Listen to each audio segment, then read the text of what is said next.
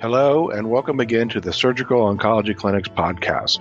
Surgical Oncology Clinics is a quarterly publication from Elsevier consisting of review articles centered on a major topic important to surgical oncologists.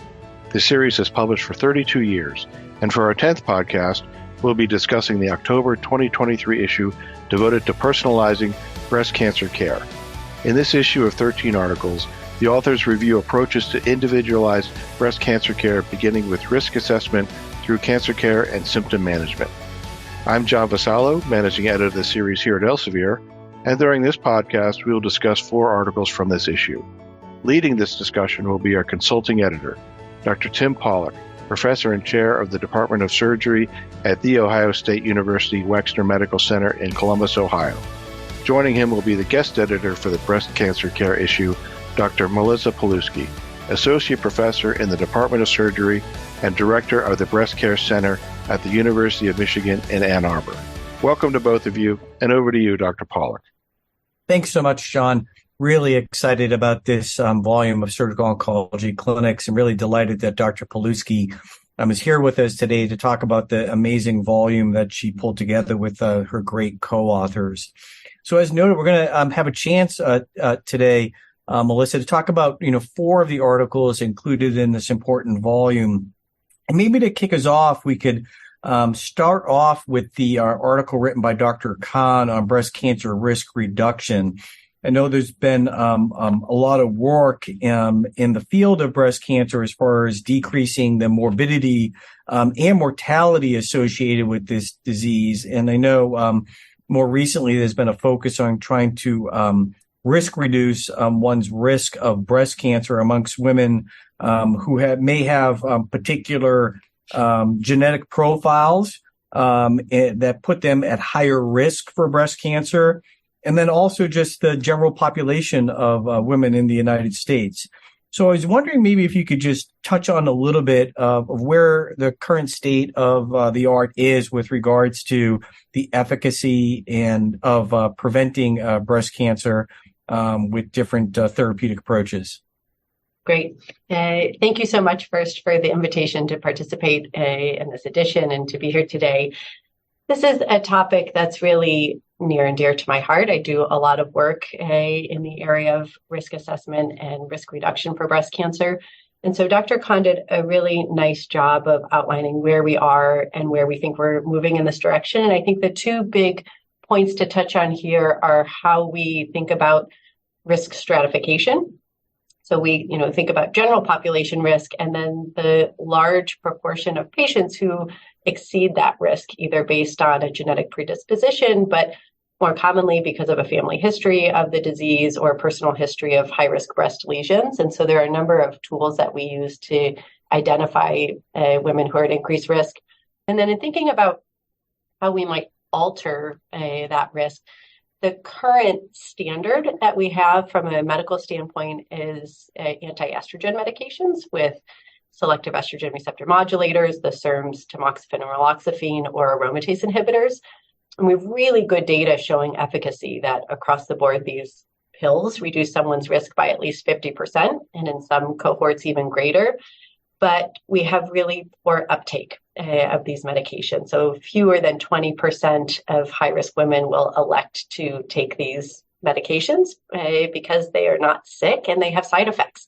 And so a big part of this chapter looks at kind of what other options are being studied.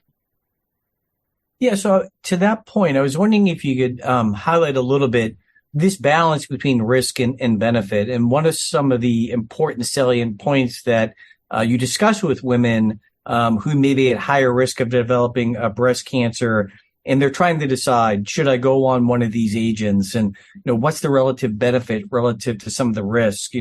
Maybe you could highlight a little bit some of the key parts of those conversations that you have.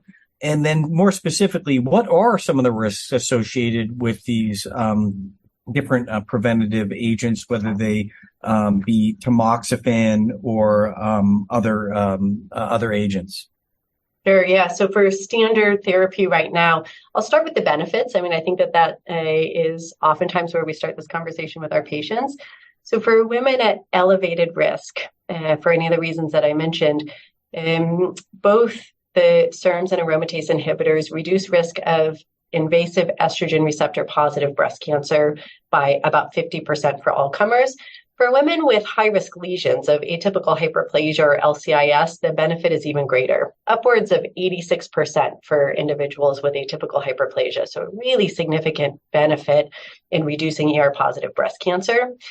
And so the downsides here are the well-established risks of these medications that we hear all the time in our cancer patients.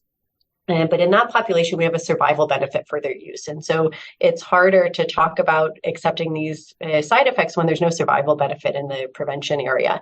So standard side effects of tamoxifen are menopausal-like symptoms. Number one is hot flashes, and patients can have vaginal dryness. There's a small risk of blood clots and a small risk of uterine cancer in postmenopausal patients. And so, as soon as we start talking about blood clots and potential risk of uterine cancer, that's a big deterrent for a lot of women.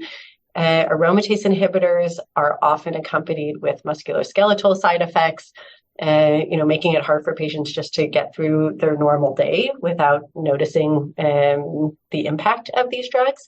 And so that's really the nidus for a lot of the studies looking at potential next steps.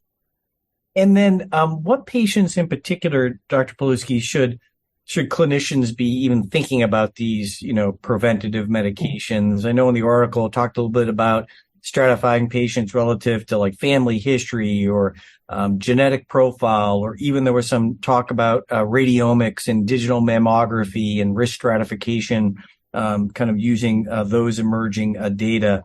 So what would be some of the kind of key take-home points for practicing breast surgeon where this should be on your radar? You should be thinking about having these types of conversations with women. Yeah, at this point, the integration of radiomics and polygenic risk scores are really in clinical trials. They're not in everyday practice. So we tend to look at 5-year and lifetime risk for identifying women who are eligible for these medications. So 5-year risk estimate of greater than 3% or lifetime risk greater than 20%. But really, any individual who has a history of a high-risk breast lesion, so a biopsy with atypical hyperplasia or LCIS, any patient with a moderate or high-risk gene mutation that increases their risk of ER-positive breast cancer, or then these numeric risks based on family history, would be eligible for counseling. And the ASCO and NCCN guidelines have gotten a little bit stronger, and that we shouldn't only think about this, we should really be advising patients to consider taking these medications. So the language has strengthened on the importance of counseling. That's great. So I appreciate that. I want to maybe pivot a little bit and talk about the management of breast cancer itself. And in particular, maybe one of the more controversial areas of the management of women with breast cancer, and that's, how to manage the axilla. I frequently say as an HPB surgeon, I'm lucky because I'm unencumbered by data.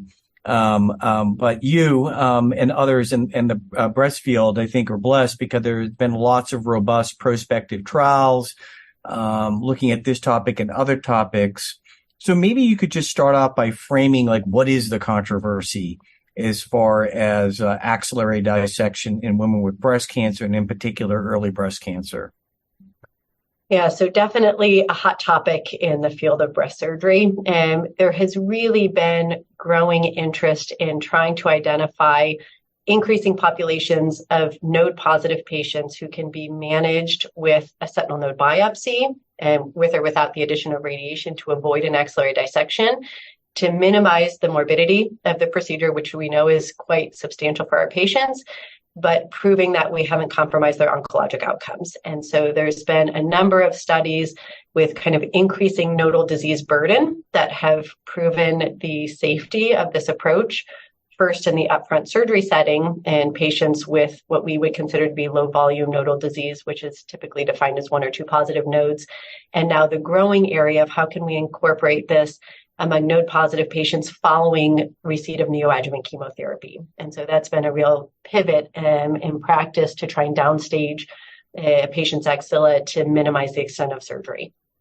So maybe you could just expand on that a little bit more about what is the role with neoadjuvant and, essentially sterilizing, if you will, the nodal basin? And then, also what's the role with radiation and radiation kind of incorporating the nodal area? And does that have implications about whether one needs to surgically manage the nodal basin or not? Yeah, absolutely. These are big questions for our 20-minute podcast here. For the first question about using neoadjuvant chemotherapy to try and avoid an axillary lymph node dissection, there have been 4 prospective studies that looked at the feasibility and accuracy of a sentinel node biopsy in this setting following neoadjuvant chemo in node-positive patients that showed certain technical aspects that can achieve a false negative rate of less than 10%, which has been the number that we have used to assess whether this is appropriate. And so although those studies didn't report on oncologic outcomes because all patients had a completion axillary lymph node dissection, they really set the stage for this practice. And there has been a tremendous increase in utilization of a sentinel node biopsy alone for patients who achieve a nodal pathologic complete response. And just last week at San Antonio, we heard some reviews of oncologic outcomes in this setting showing really excellent and equivalent local regional control for patients managed with or without an axillary lymph node dissection in the setting, so supporting the practice. Now, standard of care has been to continue to add nodal irradiation for patients who were clinically node positive at onset. And then regardless of their response to chemo, because of their nodal status at presentation, we've continued to radiate them.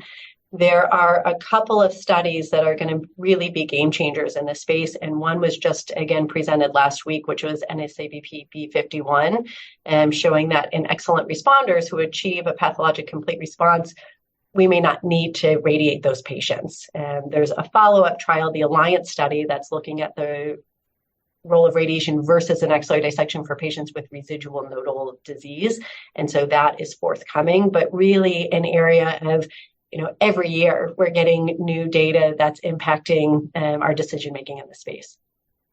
And then I wonder if you could comment just a little bit about sentinel lymph node biopsy itself. And, is there any downside to sentinel lymph node biopsy? It was interesting. The article did kind of highlight that even a sentinel lymph node biopsy is not always completely without complications, whether it be related to paresthesia and pain, and even a small incidence of lymphedema with sentinel lymph node biopsy. Yeah, I think that's a really important point. We really emphasize de-escalating axillary lymph node dissection because the side effects are substantial. But a sentinel node biopsy is not without its own potential morbidity. A nice review a year ago showed that while we quote patients about a 5% risk of lymphedema after the procedure, upwards about 20% of patients had some morbidity or complication, whether that's, sensory changes or a wound complication, range of motion issues afterwards requiring physical therapy. So there are still patients that suffer from having that procedure. And so it requires us to continue to assess the utility of the procedure when we're offering that in the early stage setting.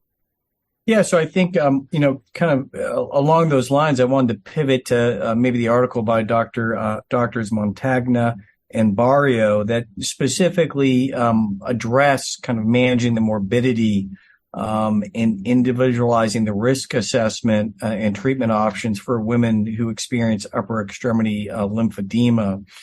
And so I was wondering if you could comment a little bit about the incidence of lymphedema in women who undergo a full axillary lymph node dissection, and then maybe talk a little bit about, surgical approaches to mitigate the risk of lymphedema, and things that maybe women can do with regards to, physical therapy and or other treatment to avoid this complication. Yep. So the risk of lymphedema, across the board following an axillary lymph node dissection would quote about a 25% incidence, but we know that that's quite variable based on a number of patient and treatment factors. So obviously the extent of surgery matters. The receipt of nodal radiation impacts the risk of lymphedema, as does a patient's BMI. And their own personal inflammatory process. So there's a lot of research looking at inflammatory processes and the relationship there. But also important new data coming out by Dr. Barrio and her team looking at the impact of race and ethnicity as a risk factor for lymphedema, where we see almost a 20% difference in risk of lymphedema among white and Black women. In her series, 20% in white women, 37% in Black patients. So a really important area of ongoing research. And also, the chemotherapy type and timing. We've seen an increased incidence for those who were treated with neoadjuvant chemotherapy as well as taxane-based chemotherapy. And so this has had a lot of implication in counseling of patients who may be appropriately treated either in the neoadjuvant or adjuvant setting, in particular those patients with estrogen receptor positive disease where we don't see a survival benefit with a change in their adjuvant therapy, that perhaps from a morbidity standpoint, we may lessen some of their risk by treating them in the adjuvant setting. So it's sparking a lot of interest in how to really optimize an individual's treatment plan to help reduce the risk of lymphedema that we see. In terms of what our options are, clearly the best option is to minimize the treatment that we subject patients to. But for those that we think are best served with an axillary lymph node dissection, there's a couple areas of interest. There is recent data suggesting the role of prophylactic compression sleeve garment use following axillary lymph node dissection. It's early data, but I would say without a lot of downside. And so that's something that we talk to our patients about now. And then there's the potential surgical approach of doing a lymphovenous anastomosis at the time of the axillary lymph node dissection. And so this is oftentimes done in conjunction with a microsurgeon, where the surgical oncologist or breast surgeon completes the lymph node dissection, and then a microsurgeon is there to do an anastomosis of lymphatics draining from the arm to a tributary of an axillary vein. And so, again, recent data out of Memorial Sloan Kettering showing a significant reduction in incidence of lymphedema with patients who were treated with an LVA at the time of their procedure. So definitely an exciting area. This is new emerging data that we're still going to be learning about with some longer term follow-up, but something that we're offering our patients more and more. And then the other kind of surgical technique that was touched upon in the article, in addition to immediate lymphatic reconstruction, was the axillary reverse mapping. I was wondering if you could comment on that. Do you use that in your practice? Is that something that's, broadly applicable and should be used at the time of lymph node dissection? Where do the data stand on that? Yeah, so this is another option. I don't personally use this in my practice right now. There is an ongoing alliance trial assessing the role of the arm procedure. And so I think a lot of us are waiting to see this data as it emerges. And the premise here is that you're mapping the lymphatics of the arm as well as the lymphatics from the breast. And so when doing the lymph node procedure, you can identify the lymph nodes draining the arm and preserving those. And some of the caution on this was the potential role that those lymph nodes are also involved with metastatic disease, and that has been reported in a small subset of the patients.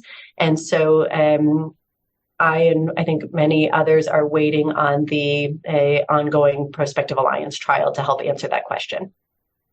And then just continue along quality of life and kind of holistic care of women who have breast cancer.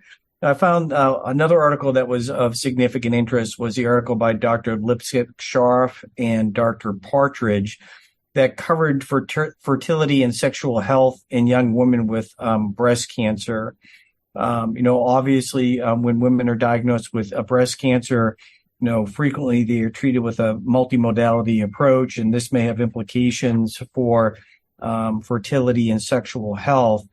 And I was wondering if you could maybe chat with us about how you approach this topic with your patients, and what are some of the things that need to be considered when you're counseling them. Yeah, this is such an important topic for our patients. It really is our responsibility to start this conversation early and to start the counseling up front. Many of our young patients are completely blindsided by this information and may have not thought about their family planning and a time for pregnancy that would be ideal. And unfortunately, if we wait until after patients have gone through treatment to start this conversation, we've really missed the boat on a couple of important opportunities. So number one is just the message that this is important for all providers to think about and talk to our young patients about it. And surgeons are often the first care team member that women with breast cancer encounter before making decisions. And so it's really part of our conversation routinely for premenopausal patients that we talk about this. And as you mentioned, it's really the use of chemotherapy as well as the use for targeted agents with importantly, anti-estrogen therapies that many young patients will be on for 5 to 10 years that are the biggest factors that can impact future fertility options. And so we counsel patients on the potential for fertility preservation prior to starting chemotherapy. They are also counseled on options for medications that they can be on during chemotherapy to help with ovarian function preservation.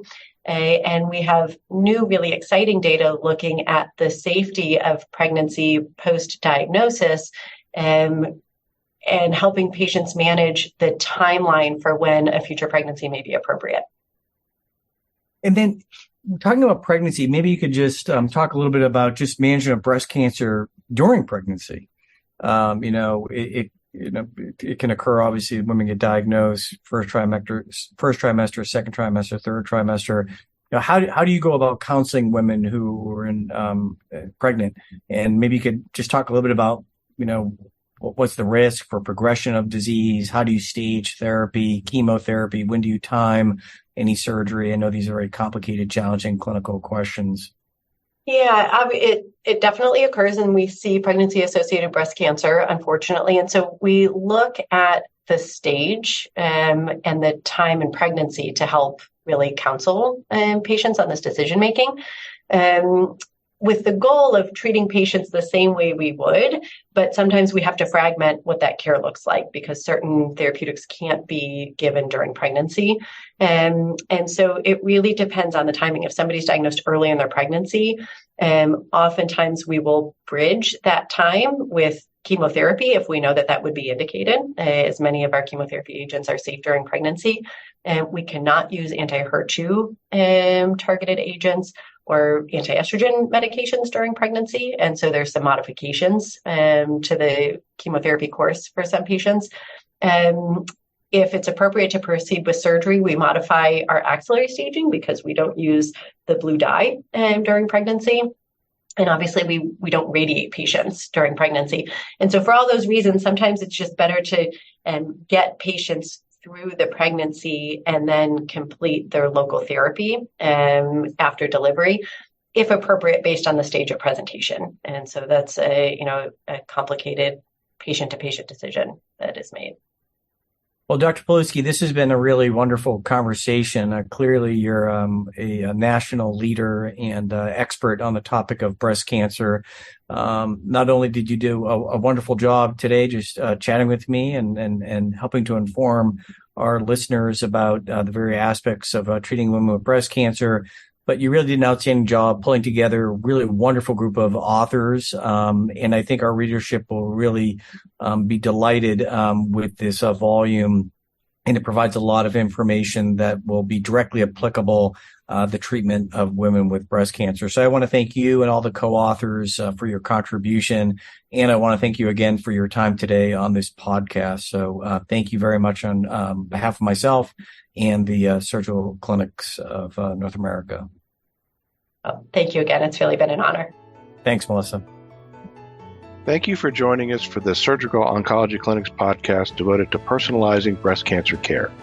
The 4 articles discussed, as well as 9 others, are in the October 2023 issue, Volume 32, Number 4. This series is available for individual print or online subscriptions. Visit www.surgonc.theclinics.com to subscribe.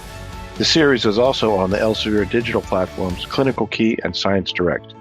Be sure to follow us on X/Twitter at Surgical Clinics, and you can subscribe to the podcast through Apple, Google Play, Amazon Music, Spotify, or Stitcher. Thanks for listening.